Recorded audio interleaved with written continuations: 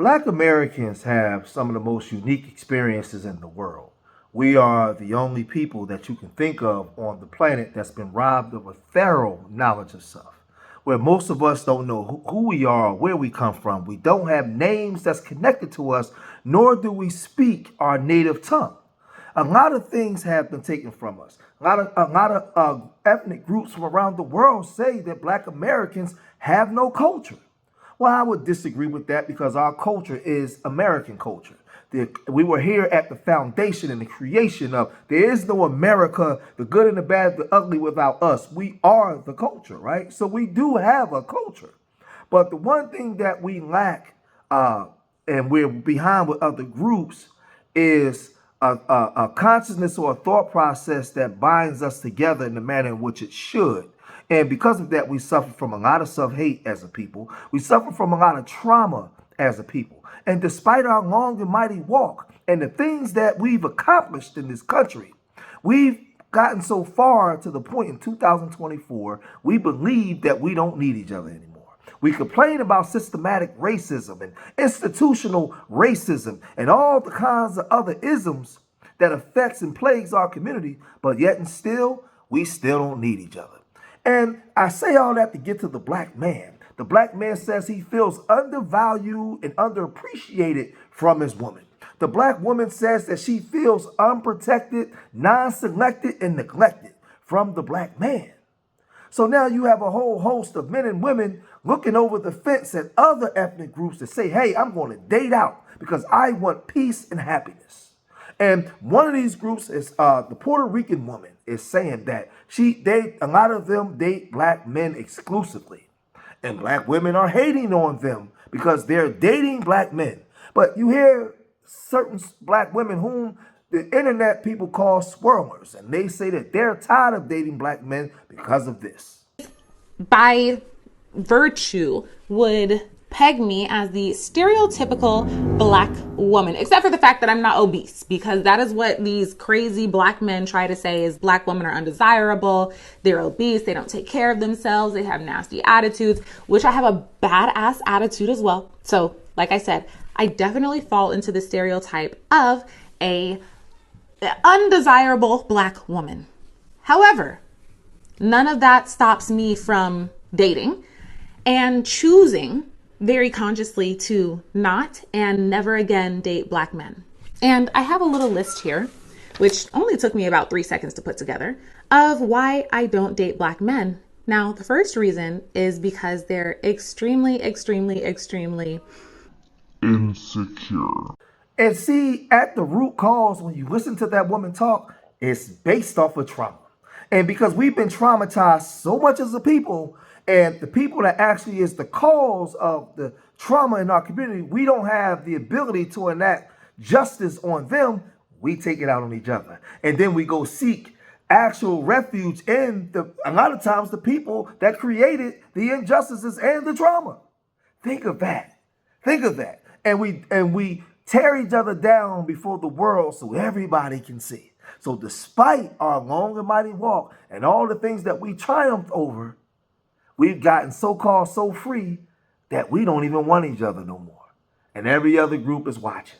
But then you have another woman that talks about systematic racism and what goes on in these corporate structures.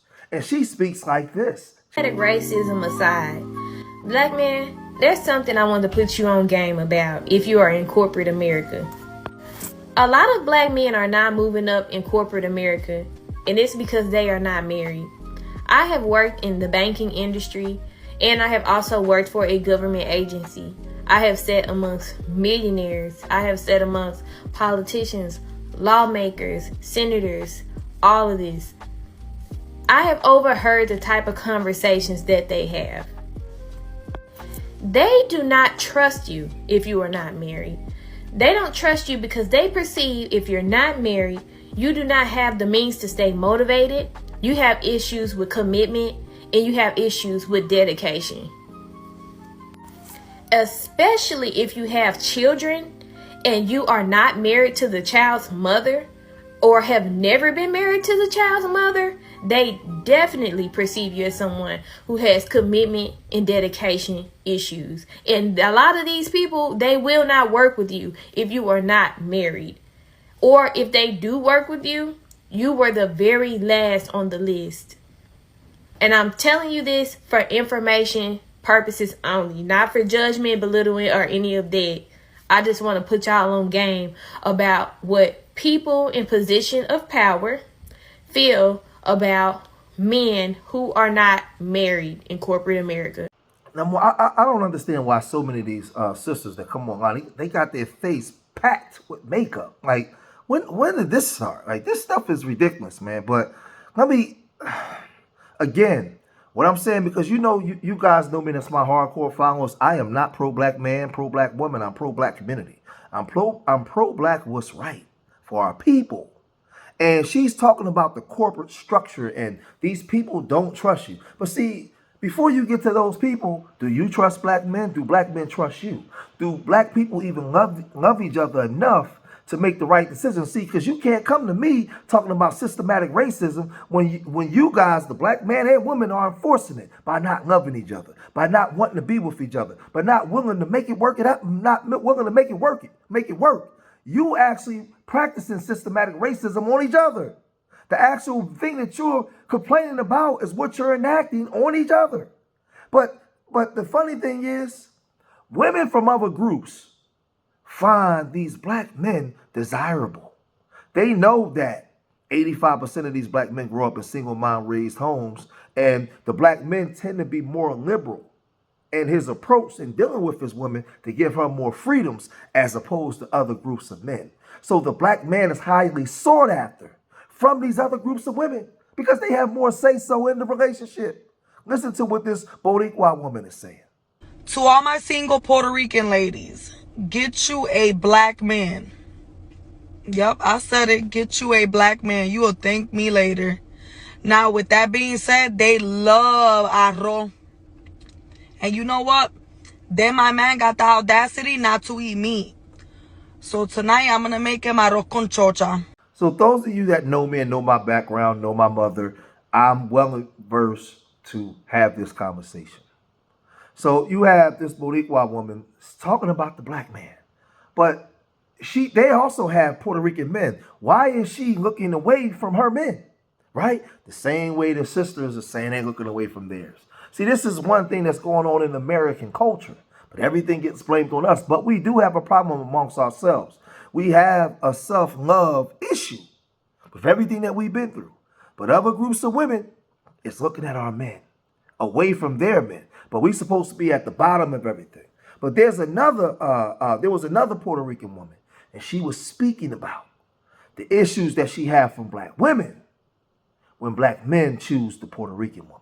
Check this out. Find out, you as a Latina woman, what's going on, man, with the black? I mean, is it cool with y'all dating black brothers?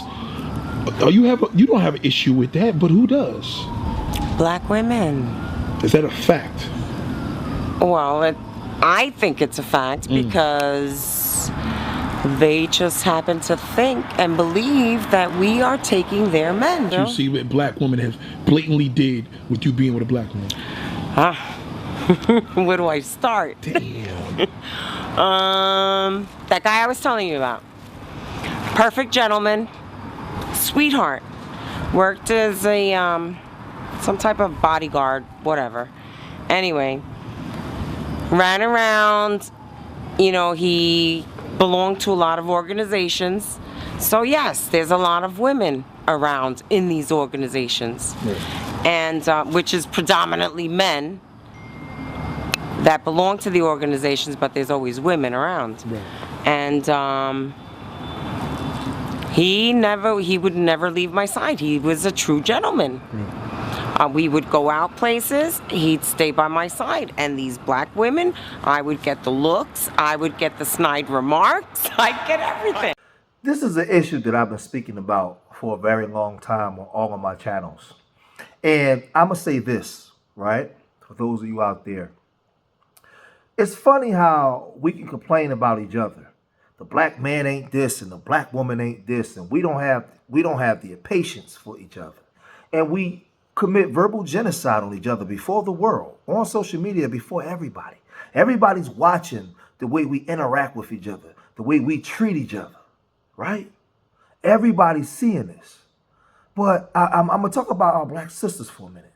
Y'all decide to date out. You take the weave out your hair. You go all natural. You talking all polite.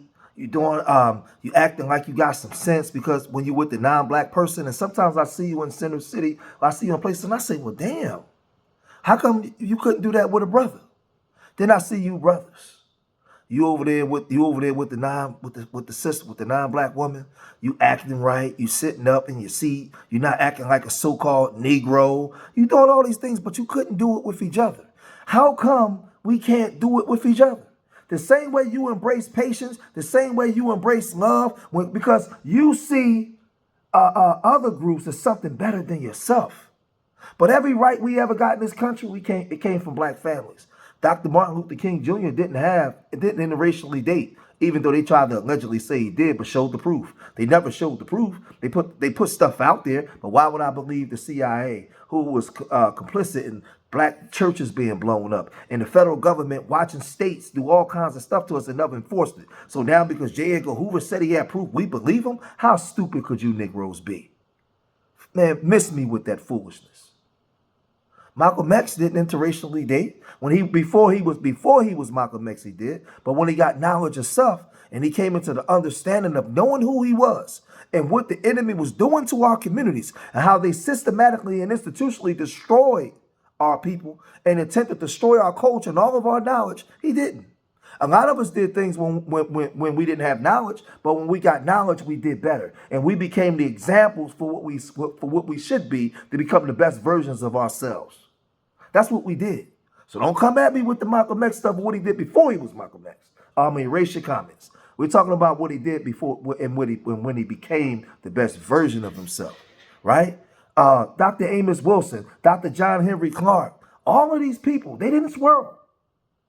Most of the people that was on the front line of us getting rights did it with black families. They led an example of what we can be when we're in our higher selves. But we conditioned to go outside of ourselves to seek refuge of happiness. So now we boldly come online before the world and we say, I don't date black men anymore, or I don't date black women anymore. And I'm saying to myself, like, what the hell? Wait a minute, what are you talking about? Show me other groups that come on there and do that. And that's how I tell you that it's not normal.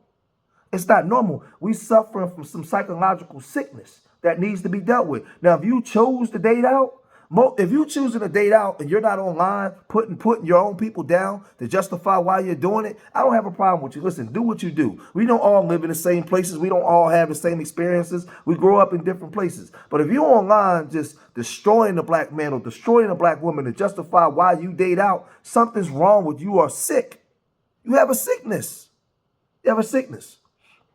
And we got to get back to some cultural integrity. You can't complain about our communities and why our communities is in shambles, and you're not willing to invest back into your community and showing black love, showing black cooperativeness, working together with your own people.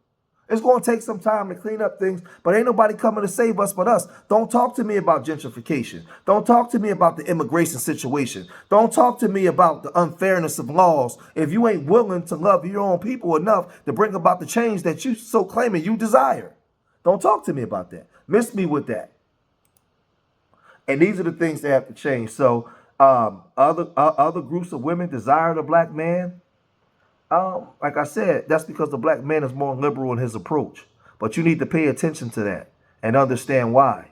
Because those other men that they come from have more structure and rules. And they have more culture, structure, and rules that actually subjugate their women. We don't do that. But for some reason, we can't figure it out and get it together. Y'all know everybody's watching us and the way we do it. They claim that they don't love us, but they do love us. So we got to start loving ourselves as a people and watch how fast we start to excel. But I'm going to cut this video short here. If you made it this far in the video, hit that like button. Subscribe to Street Media TV. Leave your comments in the comment section. Remember, I love y'all. Till the next time. Peace.